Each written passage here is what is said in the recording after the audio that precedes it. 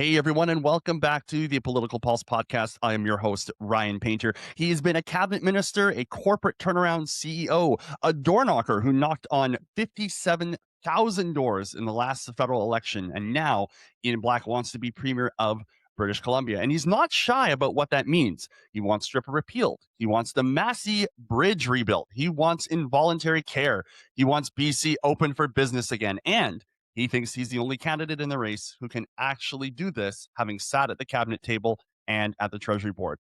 Whether you agree with him or not, this man has a plan. Today, we find out if it holds up. Ian Black, thank you so much for joining us. Good to see you, Ryan. How's it going? It's going great. Great to have you here. You are a very busy man, so I appreciate you taking the time to have a conversation with me and my members and the broader community out there to talk about the leadership campaign. No problem at all. It's a pleasure to be here. So, Ian, as I said off the top, you've been a cabinet minister, you've been a CEO, you've been a federal candidate.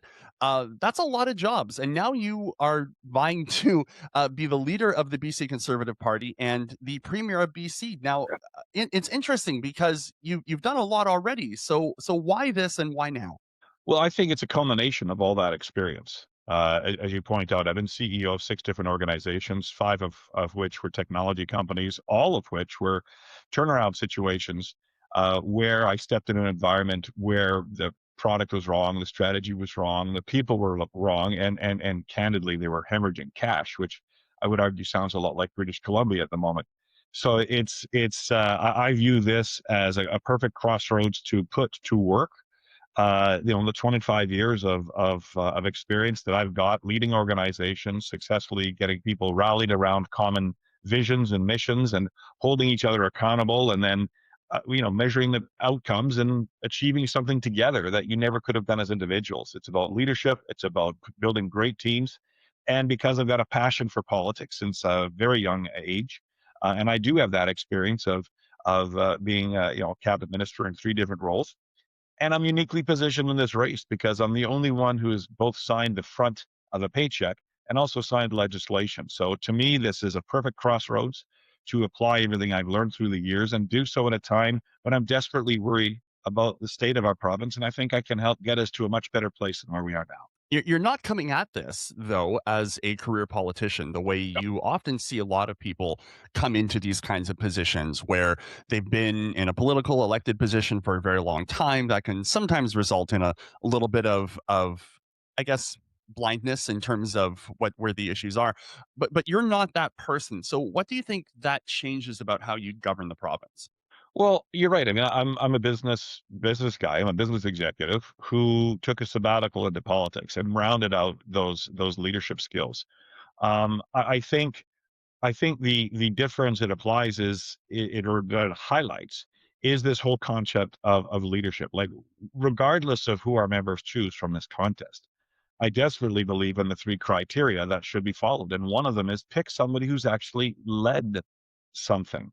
This is not an entry level job. This is not your time to figure out whether you're any good at leading anything or not. This is a very tricky job that's got enormous challenges in front of it. It's got equal parts policy, HR, hardcore politics, communications, economic understanding. There's a lot of elements to this that if we take the risk of putting the wrong person into this role, then I'm very, very worried we will not get the outcomes that we want. So part of our whole approach is that I have the 3 critical things, which is, I've actually led something, and in my case, repeatedly, several times. I have been tested in leadership positions, and I have passed those tests repeatedly with flying colors. Secondly, I understand economic policy. Because I signed the front of a paycheck, I understand what job creators are looking for. And I understand the various levers and pulleys of the economy because I've had to survive in it and thrive in it on behalf of those organizations I've led over the last 25 years. And then third, I've sat at that cabinet table. I sat at the Treasury board table, and I understand how the mechanics of government works. And not to be too cute about it, but I not only know where the premier's office is, I know what it does. And so I'm the only one in the race who can make that claim, and it's why we're very excited about my candidacy. So taking that leadership focus into view for a sec, finish this sentence for me in as few words as you can, 10 words or less. Okay. On day one as premier, British Columbians will. On day one as premier, British Columbians will see they've got a premier who is not afraid to make the big decisions necessary to both solve the meaningful problems that the NDP has carelessly or recklessly created over the last, what will then be 11 years, but they will also see somebody with a positive, forward looking vision that identifies hope and optimism for people of all ages to convince them that they should give BC another shot, that we are worth investing in to stay here, to get a job here, to raise a family here, because we can turn this province together back into the best province in the country and the best place in the world in which to live. That sounds great. It wasn't 10 words or less, but it still sounded awesome, Ian. You can You have Ian Black doesn't need 10 words or less. Ian, I don't Ian, I think want to. I can poet in 10 words or less. No, that's right. No, I love it. I love it. No, thank you. That's great, and that's inspiring because I think you talk to anybody right now, and nobody thinks BC is in a good place, No, well, we're except not. maybe folks on the government side. Yeah, I mean, it's and you could put aside the partisanship of it is just point to anything in this province that's better than it was 10 years ago. Show me something. Infrastructure, healthcare, education, taxes, state of our economy, forestry, mining, gas, trade. Show me something that's better. And I mean, it's not a partisan remark. It's a societal observation. I want to go on the economy because you brought it up. Sure. You have said that BC is largely uninvestable. That's a Yeah. quote directly from you, although you probably said it better than I did. Those are strong words. Can you Yeah. make the case? Well, a lot of it hinges on DRIPA, but DRIPA right now gets a lot of attention because it is, as it should, because it's clearly the biggest own goal of any provincial government I've seen since Confederation. I mean, I'm shocked at the damage that has been done by an ideological activist who's in our premier at the moment. And I don't use those words lightly. I try not to use words that are inflammatory or that have been weaponized. And words like ideologue tends to get weaponized a wee bit. But I don't think it's an unfair observation in this case. So it is largely uninvestable due to DRIPA for sure, because you have sent messages to the international community that British Columbia is not a place where you can invest in confidence. We have shockingly put into play the mystery about whether we actually have private property rights in this province. And there's no time in history where I ever thought that would exist. Now, let's be clear. We're the only Western country in the world that doesn't have private property rights enshrined in our constitution. And that is, let's go back to 1982 and ask that question, why? But that's one of the reasons we are where we are. But if you're an international investor, you don't care how you got here. What you know is until BC gets this sorted out, we can invest somewhere else. There's a cliche about money being very fluid. It is. It's very capital can go wherever you want. You're seeing it right now with fairly wealthy people in British Columbia aren't investing in British Columbia. They live here, but they won't invest here. They're investing in the States, they're investing in South America, they're investing in Europe, and they're investing in Asia. And they're looking around here and going, you know what, love living here, but this is not a safe place for me to put my investment capital. It's too unpredictable. So that's one reason it's largely uninvestable. The other is the damage that's been done by the NDP around regulation. Forestry industry is a great example. It's not the only one. There's many of them. You've got two phenomena. One that I've observed. One is in my many conversations with the forestry industry. They point to DRIPA for sure as a problem around why a permit for an established forestry company who's been doing business in the woods for 40, 50 years, cross-generational ownership of these companies, where those permits that used to take 4 to 6 months, which in my view is still an awfully long time, are now taking between 24 and 36 months. And that's only in the last 5 years. They definitely point to DRIPA, but they're very quick to add it's not just DRIPA. It's the fact that the regulatory regime and the expectations that the provincial government is placing on these established, highly experienced forestry companies, it's moving so much that they say it's month to month and we're having to hire more people just to stay on top of what exactly it is the government wants from us. So there's no stability in the regulatory regime, which again makes people go, I could do forestry in the States. I could do forestry in South America. Why would I do it here? And that's a very, very troubling sign for me. And the second observation just takes a second to explain, which is in the 70 plus town halls and meet and greets that I've done in this competition. I've met hundreds of small business owners. Now, I'm the former small business minister, so I'm used to asking small business owners, how's it going? Right. And when I was the minister, you heard a lot about taxes. Can you do something about our taxes? Our taxes are pretty high.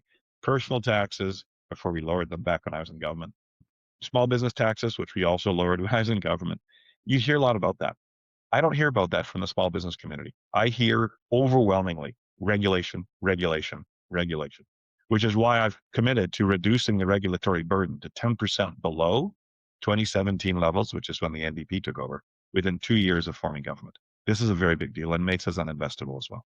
You've you've laid out a 100-day plan, which is really ambitious. I remember, uh, uh, we've had times in elected politics where 100-day plan or 1-year plan or five Yeah. point plan. These are a lot of things that are kind of used as campaign wish lists, and sometimes people can say, well, it's not really a governing plan. It's you're putting it out there. It's a shiny bauble. It's a shiny object to kind of show folks. So what's your honest vision about what gets done in the 100 days starting day one when you're premier? I think there's always an element of optimism and ambition that gets communicated by elected people, and they say, on day one, I'll do the following things, right? In this case, there's such a sense of urgency, Ryan, that I don't think it's political theater. I don't think we have a choice. I think we have to be bolder than we've ever been at tackling these problems, because if we don't make our stamp early, if we don't communicate to the bureaucracy and to the voters of British Columbia that we are very serious and we're not easing into this, this is not a time to make corrections around the margins. There's some big changes that need to be done to undo the damage that we're currently going through in British Columbia. So, you know, clearly the first thing we need to do is repeal DRIPA in terms of an act of legislation. Right? Now, bear in mind, you get sworn in as the premier and the cabinet, and you get to work right away. The House may not be sitting at that point. Remember, sometimes the House could be 3-4 months before it goes back. So you got to Mm. allow for that reality. And again, I have the experience to know these things, right? So first thing they have to do when the House is sitting is repeal DRIPA and repeal Section 8.1 of the Interpretations Act, which binds that problematic piece of legislation across all of government. So you got to repeal those two things. Before the House is even sitting, however, as premier, I would reach out to the other premiers across Canada and engage on the conversation around changing Section 35 of our Constitution, which deals with Indigenous rights and title, and have them in getting to the conversation around inserting a phrase around, accept private property rights or the legalese equivalent of that into our constitution to make sure that we never, ever, ever again find ourselves in the situation where we are at the moment, which again goes back to that welcome mat of investment being yanked away, right? So that needs to be done. Also, I'll rattle off a couple of the items, and you can interrupt me when you want to move on. But the No, no, small you keep going. You keep going. the small bit the Ministry of Small Business was dissolved by the NDP, which is one of the most stupid things I've ever seen. I Hmm. mean, 6 out of 10 jobs in British Columbia come from our small business community. That's the highest in Canada. The average is slightly under 5. It's such an important part of our economy. The way our population is distributed across the province, the focus being taken off small business is very, very silly. So I reestablished the Small Business Roundtable. But the key thing in the first 100 days is I would charge the newly appointed Minister of Small Business and Deregulation with the instruction to get that regulatory burden down to 10% below 2017 levels within 2 years. I would also, because it's a big thing for small businesses, roll back the PST expansions that the NDP just put in place in this budget in February, things like bookkeeping and strata fees and other professional services fees. I'd roll that into the same piece of instruction. I would also get a natural resources minister immediately, regardless of what we call him or her, immediately working on the process to enable some sort of a pre-certification regime so that permitting can get done much faster, because a permit would effectively show up to the government ministry, whether it's forestry, mine, natural gas, or oil, or even in the case of building permits in the construction industry. They show up pre-certified. They've been viewed by the necessary architects, engineers, geotechnical guys, the environmental engineers, whatever, but they're showing up with those stamps on them to the government office that says, these meet your standards. And we don't need to spend 2.5, 3 years dealing with bureaucrats going back and forth on this issue. Let's actually speed up that permitting process by getting the experts to work on it, and government would be bound to accept that as good to go. So that would be a big part of the 100-day plan, to get that started immediately, because that'll take a few months to sort out, but get the work started like right away. I would also get the municipal affairs minister So the minister responsible or key liaison with all the cities and towns in British Columbia to do the very same thing on the pre-certification when it comes to building permits for the construction industry, which has been hammered by this government in the last couple Hmm. of months. 40,000 jobs. Forty Yeah. thousand jobs have been lost in February and March, and a very large percentage of those are in the construction and trade business because of what's happened under the NDP. But they would also be instructed to take care of some of my real estate and construction promises. There's a two-pager on my website that your viewers can have a wee look at. But I break it down into the four things that will fix housing affordability at the same time as getting the construction industry back on its feet. I broke it into four parts. It is around how we deal with what are called CACs and DCCs, which are the taxes charged by municipalities to developers to build something, a piece of real estate. And in some cases in Vancouver, for example, the tax burden, including those two taxes, is about 42% of the cost of a brand new building or a door, if you will. Wow. Like, so think of $1 million condo, which is a crazy number that I'm even saying out loud, but it's so common these days. $1 million condo, $420,000 of that currently is tax. Like that's just unacceptable to me. And that is a huge driver of the housing affordability crisis that we're in because all the existing housing stock, like if you own a condo or I own a condo and we go to sell it, well, we're going to price it to market because we're not dumb. So if we know Right. that new ones are selling for $1 million, whether it should be 600 grand or not is beside the point. If it's selling for 1 million and I think I can get 850 for mine, I'm not going to sell it for three. I'm not, right? So these things are really important. But I also tackled permitting and harmonizing our building code. So I'd start that in the first 100 days, especially this what's called the STEP code, which is a provincial building code that gets layered on top of inconsistent municipal building codes. That absolutely, I would get that harmonized or eliminated depending on the municipality. But also the sub laws that we put in place around real estate and housing. And those include the speculation tax, the foreign buyers tax, the empty homes tax, and the Airbnb restrictions, or the with short-term rentals is the technical term. Um, Hmm. all of those would be eliminated because that was for a housing market that no longer exists at the moment, right? Right. And foreign buyers, another name for a foreign buyer beyond investor, is a landlord. They're the ones who Hmm. create the rental stock. And we don't need to just be cavalier about this. Like we can go to school on what Australia did. Australia's got a great model in my view. They accept foreign buyers for new housing stock only, but the moment that it is sold, it must go to a domestic owner. So you're not Oh, giving that's up interesting. domestic housing stock to international. You're not of a, the rest of the world owns the domestic housing stock in Canada. No, that's not okay. But you need the money. Like we're a small open trading economy. Like we're a tiny economy globally and Hmm. 80% of our population lives within a half hour of the US border. Yeah. So we need foreign direct investment, or we're not going to get any of our natural resources products or our large construction projects off the ground. We're just not big enough. We don't have the money in Canada. So it's a reality that most people don't know about. Now, I'm going to do something that's a little bit off base here. I'm going to pause because my dog is barking at this door. And if your Go ahead. viewers You can come hear it, back. Yeah. I can hear it. It'll take me 2 seconds. I'm just Go going to ahead. let, because he's a nuisance. So this is your human You're good. moment. Hang on a second. Here you, monkey. And we're back. Sorry about that. That's He okay. was That's good. gone. We My love these human moments. That's what this is all about. I love it. He's a Um, West Island White Terrier. We think he's a big. Real quickly, repeal yeah. SOGI, repeal what was Bill 36, which is a Health Professionals and Occupations Act. That's a horrific piece of government overreach, in my view. The property tax, a tax on our senior citizens, I would review that. So that was raising the property tax deferral program interest rate to prime plus two instead of prime less two. That would absolutely get removed. I would also reverse the or the decision to stop construction on 7 long-term care homes throughout the province, all of them in NDP, non-NDP held ridings, which is politically unforgivable in my view. Hmm. And then I would start issuing instructions on cutting the civil service bureaucracy. But very important, not including frontline workers. I'm not interested in getting rid of doctors and nurses and school teachers and social workers. That's not the plan. But we have grown our civil service in British Columbia, the number of government workers, by 55% since the NDP took office. 60% of all jobs created in the last 9, almost 10 years have been in the civil service.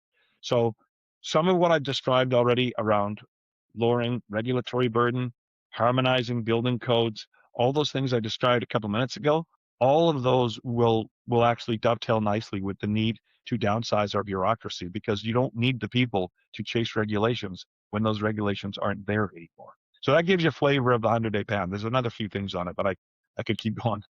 Well, and anyone listening to that, Ian, is going to think, "Oh my gosh, that's a lot to do in a short period of time," and they must also be thinking, "Holy cow, that's a lot to screw up in Yeah. in 10 or so years." And I think that kind of further proves the point of why you need to have someone not just with experience at the cabinet table, but experience at Treasury board, someone who knows how these conversations happen and knows how to make those tough decisions. You need someone to know how to navigate these. Yeah, and in that, thank you for that. And but I'd also add, it also reflects the my business experience. What I've just Mm. described is an operating plan. When I take over a company, it's the exact same approach. You spend a lot of time listening for the first while, which is what I would do candidly after winning this competition. And before the election, there's a runway there that could be up to 2 years, maybe even 2.5, depending on when the election is. And that is time where you're preparing. You're pulling back on that elastic band slowly and steadily, and with informed decision making, principled decision making that reflects the values of conservatives, but also the economic well being that we want to have in the future. So that when we do win, when we do get sworn in, we're not making it up as we go. I'm a big believer of having a plan. And I've just articulated that plan for you. And that reflects as much my CEO training, if you want to call it that, over the years. And you're right. If you're going to do a lot of big things, you might make some mistakes, but we're going to have to take those risks.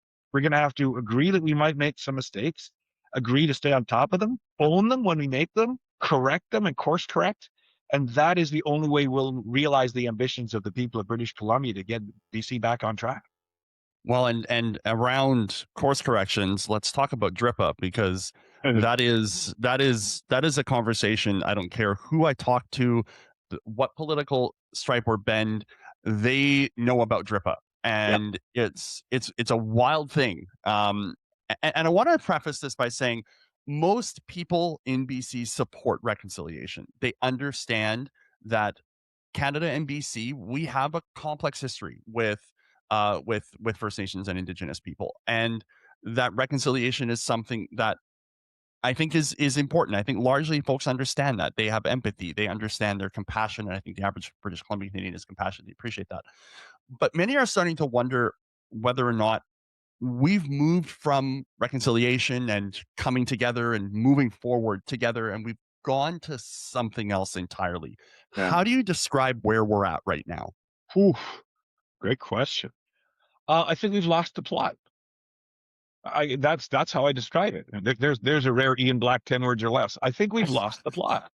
Um, I mean, how do you course correct? This is such a disaster at this point. I don't think you course correct out of this.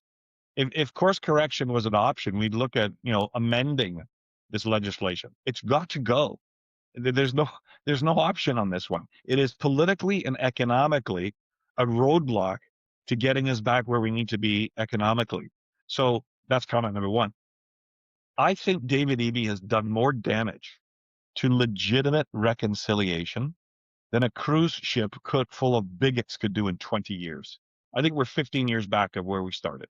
And shame on the NDP for getting us into this position. Because I think you're right. I think until a year and a half ago ish, you had very broad-based support at general levels around reconciliation and understanding that as Canadians, we own our history, whether you're a recent immigrant like my family or not. You kind of go, okay, there's stuff that happened here in the last couple 100 years. Doesn't seem like it was totally fair. So some steps need to be taken to give everybody equal opportunities going forward. And where it makes sense, reconciliation can involve some sort of compensation, whatever form that may take, right?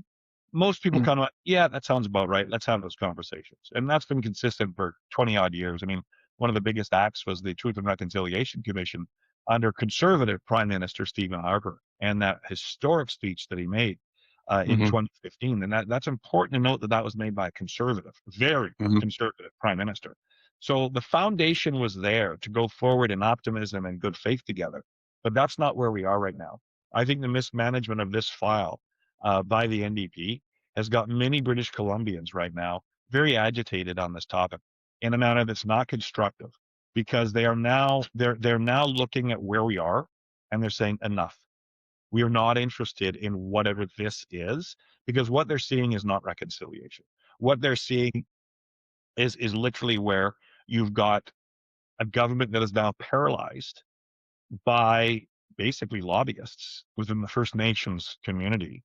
Two of the three organizations are nonprofit societies under the BC Societies Act. Don't forget, right? Mhm. And it's almost like they can't act right now without the consent of other bodies who represent at most 5% of our population, that none of us voted for, and that apparently we can't get rid of DRIPA without their involvement, right? So this is a government that's stuck, and you can't fix or suspend or change DRIPA, and he's trapped in his own ideology and that of his caucus. So it's it's got our population wondering whether the government that we elect is actually in charge. And people are like, we're not okay with that. You've got like a de facto veto being given or being inferred or implied or being seized on natural resources projects, where that is not the constitutional framework that exists out of Ottawa. It's not, right? So things have got to a point now where people feel they're not interested in being held hostage. They're not interested in giving up their rights to actually govern the province in favor of 5% of the population. And people are very agitated now. So we're not in a good space here. And it speaks again to the importance around leadership and whether we can take the risk as a party or the risk as a province to put inexperienced hands into the premier's office. The First Well, Nation, last comment for you is this: the First yeah. Nation yesterday made it very clear, and for the benefit of your viewers, that we're recording this on the 21st of April. Yesterday, when David Eby backed off yet again his attempts to fix the problem he created with DRIPA, the First Nations made it very clear that any discussion around changing it or eliminating it would involve protests and a very, very harsh and unified reaction of our First Nations around the province. Who do you want taking those phone calls once this happens in the premier's office? You better have somebody there who understands how this all works and is not learning on the job. Well, it is not is also, to be very clear, knows how to meet people at the table and have a discussion and not inflame situations and make things worse. But to your point, you use the word hostage, and I actually heard someone use that phrase yesterday after David Eby said that DRIP was not coming back at all this session. Yeah. And he said to me in a phone conversation, I actually feels like BC is being held hostage. And I want to refer back, and I'm pretty sure this was you, and you'll correct me if I'm wrong. I think you described the Haida Rising Tide Agreement as immoral. Is that right? I think you may have said that. I may have got that wrong, but No, it wasn't me um that, yeah, oh, okay. not to my recollection. I don't think I called it immoral. Oh, It's a okay. very unusual agreement, and how we ended up where we did is. Well, and so the Haida Rising Tide Agreement, for those who don't know, is the agreement that was pushed through without a legislative vote on Haida Gwaii. And there's a broader concern surrounding that, and I think that is a much simpler, which is where we're kind of going. Projects are stalled. As you said, permits take years when they used to take months, and now it really feels like elected governments can't move without sign off from bodies that weren't elected by the public. And I wondered, did anybody vote for this co-governance model? Like, is did anyone go to the ballot box in October 2024 and say, "Yep, you know what? I want to vote for half of a government"? Yeah. Because I don't think Well, they did. one of my favorite terms in business is shared accountability is no accountability, right? If you can't point to one person and say you are in charge or you're responsible for the outcome, if it works well, you get praise. If it doesn't, I'm holding you accountable. The Haida. So I remember now what you're talking about. The Haida agreement itself isn't what may have used. If I used the word immoral, it wasn't about that agreement. It was the fact that it was constitutionalized. That was the Ah, part. yes, Oh, so that's the right. agreement itself is an agreement done between a government and a First Nation. I may not like the deal. The deal itself isn't immoral. I may not like it, but it's not immoral. What is immoral there, and frankly undemocratic, is that Mm. after that deal was done, the government very quietly, without even informing the Indigenous minister of his own government, the government went to a judge and got the judge to agree to constitutionalize that agreement so that no future government would be able to undo it. That is immoral. That is so that if I use the word immoral, that's where I would I have think used it. that's what you were referring to. Yeah, Oh, yeah. that is not okay. That is, you are taking a decision beyond the legislature and beyond the democratic elected people that we send there. That's never okay. And it was done, So it was done sneakily too. The cabinet minister involved, the minister of Indigenous Relations, didn't even know about it when the media asked him. That's just how I bad. I remember being in I don't remember where I was, but I'm pretty sure I was in the hall when Von Palmer was asking the minister that question, and he looked a little bit shell shocked, to say Yeah, the least. that's great. I mean, it's wonderful, a very unfortunate political theater. But he said, "Why didn't you tell us that this was happening?" Yeah, And his response was, "I didn't know it was happening." yeah, That's yeah. where we're at with the David Eby government. Well, and now here we are. So again, in a with a seemingly intractable group on one side, and nothing but confusion and lack of clarity and uncertainty on one side, um, repealing DRIPA is not going to make this very intractable group very happy. They've already talked about and intimated, I think it's safe to say, resistance and public fierce resistance to this. That's really scary for a lot of people. So legally, politically, practically, how do you deal with that the first morning after you sign that order? Well, it takes 3 days to repeal a piece of legislation if you accelerate the timeline, right? And that's a that's your best case scenario, but it can be done. And in this case, I would use the heavy hand of government to get it done quickly. I'm not interested in a protracted 6, 8, 7 week debate with whoever's there from the NDP side, arguing this point. This will be part of our election platform. It will be executed very quickly. The day after is the big question. And Ryan, I can't emphasize how important what you just asked is, especially in the context of this competition. All of us have said we're going to repeal DRIPA. All of us, right? Some of us with a little more enthusiasm than others, but it's got to go. And Section 8.1 has got to go. I think I'm the only one who's talked about opening up the Constitution right away, but that, for the purposes of this point, that doesn't matter. Who's answering those phone calls the next day? Which premier of the province is taking the phone calls? If what you just described happens, and you've got the forestry companies, owners of those companies, phoning up and saying, we've had 40-year relationships with our First Nations, and now our roads are blocked to get into the woods. And you're receiving phone calls from mining executives saying, we're getting like threats of unsafety on our mining sites, and the oil and gas fields up north are being disrupted. Who's taking those? Who do you want taking those phone calls? It's no longer about who might know a little bit more of the nuance of the legislative problems that got us here, or have a deeper understanding of how DRIPA is a crazy idea. It's no longer about that. You're now the premier, and you're dealing with the cities, the municipalities phoning in and saying our people can't get to work, and there's no money in our communities. You have the labor leaders phoning in saying our guys can't work, and you got the indigenous leaders, some of whom will be very angry, and others who are capable of making deals and wanting to look past this, trying to find a guiding light out of the premier's office to say, how do we put these pieces back together and start figuring out a path forward together? That's the risk of picking the wrong leader in this competition. It's not about repealing DRIPA and who knows the most about it. Frankly, you can hire experts for that kind of stuff if you really need it. It's about the principled decision making and the experienced leadership to navigate the complex waters that follow after. And you better have somebody in that office who has got the skills and experience to do so, because the people of British Columbia will suffer if we don't. We're getting near the end of our time here. I got two more questions for you, Ian. Thank you so much for taking the time to connect and chat with us. I want to focus a little bit more just on the race itself, which you've alluded to very nicely.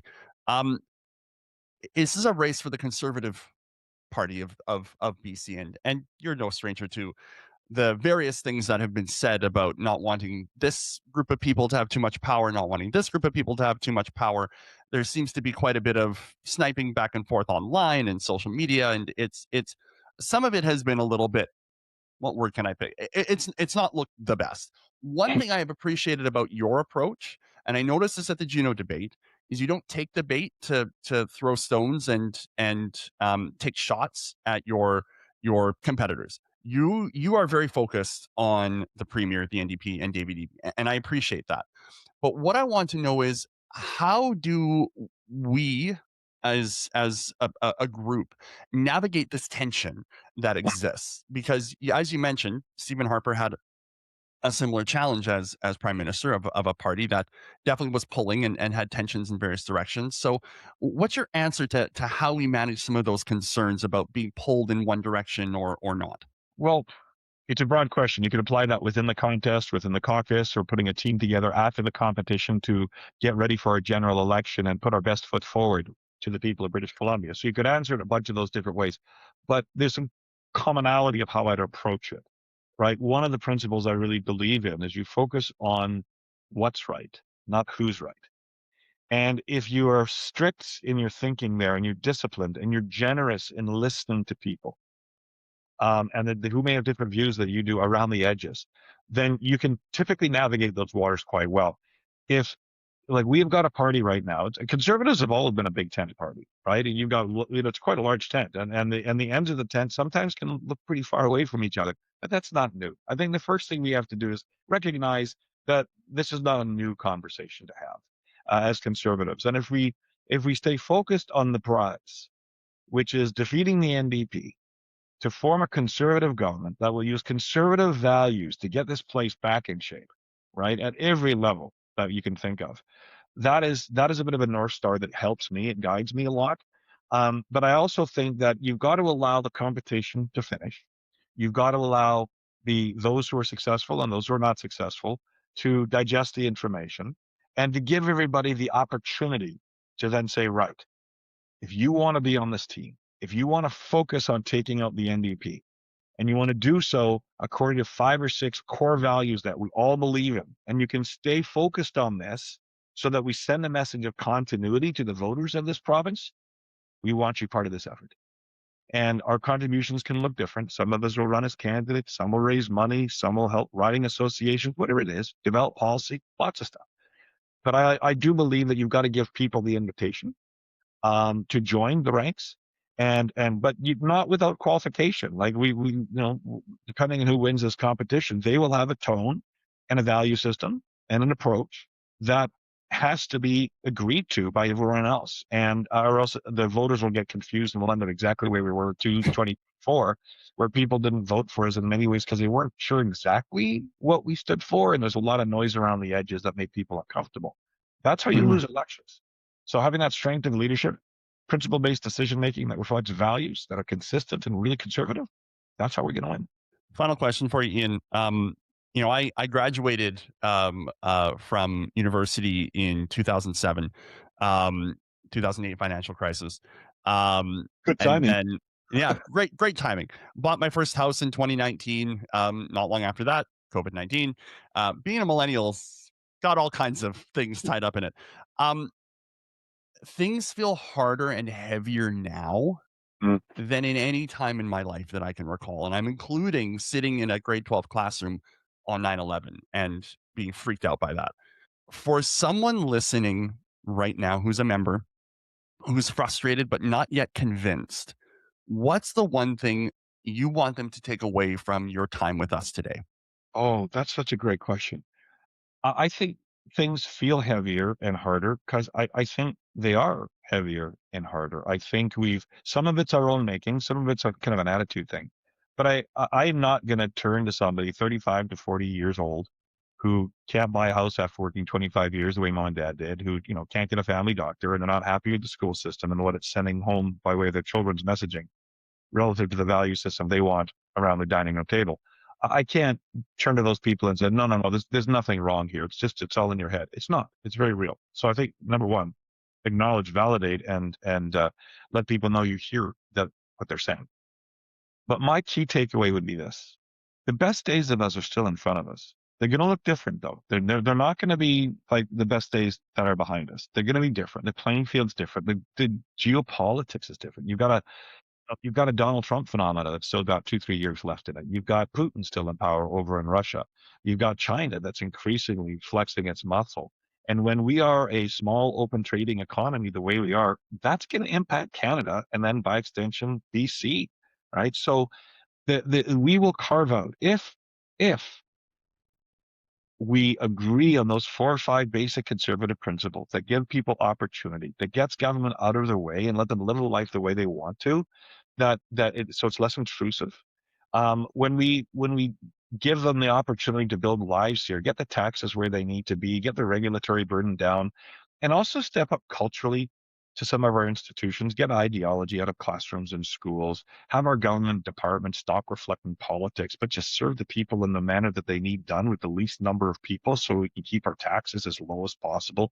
When you wrap a narrative around that talks about the industries that we want to grow, whether it's in technology, whether it's in food processing in the ag sector, whether it's about the oil and gas pipelines that we need to get built in this province, stabilizing the forestry industry and get people back in the woods again, mining, enormous opportunity.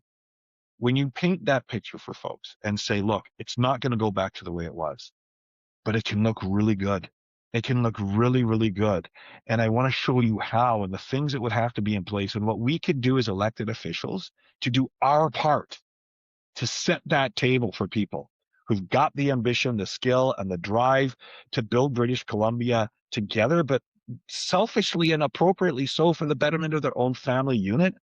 Magic will happen and we can get there. I do believe it. It's the main driver in this competition for me. We can do better. And I believe I can help get us there. In Black, thank you for your time.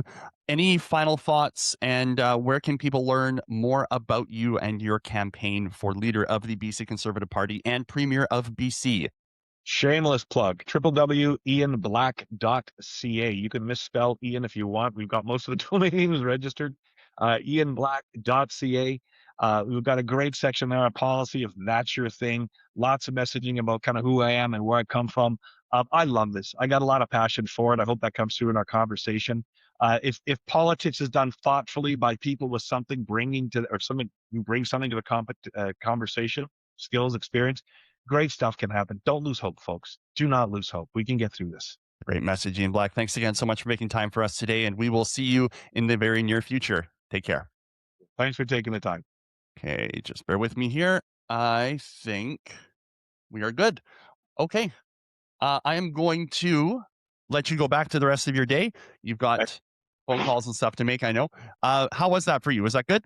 Great. That's lovely. Thank you. You're very generous. And hopefully that was okay for you. It was great. I'll do some work on my end. We'll clip it up. We'll make it look good, spick and span, and all that fun stuff. And then we'll probably pump it out either end of day today or tomorrow morning. But hopefully we get some clips out today. Awesome. That'd be great. Now, did you get it downloaded already? Is it fully Yep. downloaded? Yeah, We're I good. got it uploaded on my end. Yeah, we're good. It's telling me it's finished. So All right. I'll go do my thing. Thank you for taking the time. thanks, Ian. Take care, man. Bye. Take care. Bye bye.